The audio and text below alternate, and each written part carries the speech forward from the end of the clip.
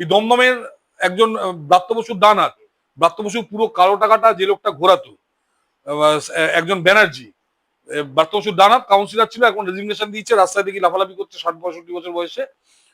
তো এবং শুধু তাই না, ব্রাত্য বসুকে মহিলা সাপ্লাই করতো সে। আমি একদম কোট অ্যান্ড কোট বলছি, মানে সেই লোকটা করতো ব্রাত্য বসুকে, এবং সেটা দমদমের সবাই জানে, সেটা দমদমের সবাই জানে ব্রাত্য বসুকে। মানে আমি আপনাদের বলছি, আপনাদের চ্যানেলের কোনো দায় নেই, দায় সম্পূর্ণ আমার। প্রমাণ দেওয়ার হলে আমি প্রমাণ দেবো, ঠিক আছে? এবার শিক্ষামন্ত্রী ব্রাত্য বসুর, ব্রাত্য বসুকে মহিলা সাপ্লাই করতো এবং তার কালো টাকাটা ওখানে ইয়ে করতো। চেন্নাইতে রিয়েল এস্টেটে সে ইনভেস্ট করেছে। আবার আমি বলছি, চেন্নাইতে একটা বড় রিয়েল এস্টেটে সে গিয়ে টাকাটা ইনভেস্ট করেছে। এখন এরা তো চানবে রেজিগনেশন দিয়ে পালিয়ে যাওয়ার, চেন্নাইতে গিয়ে থাকবে বাকি জীবনটা। আমি আবার বলছি, এরা যে কত নিচ টাইপের হিউম্যান বিং আপনারা কল্পনাই করতে পারবেন না, বুদ্ধিজীবী বাইরে থেকে। ব্রাত্য বসুর কোনো নাটক আপনি দেখেছেন?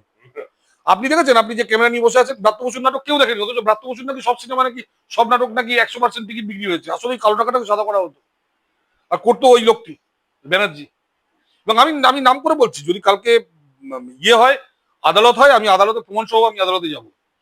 ব্রাত্য বসুর এমনি কপালে অনেক দুঃখ আছে।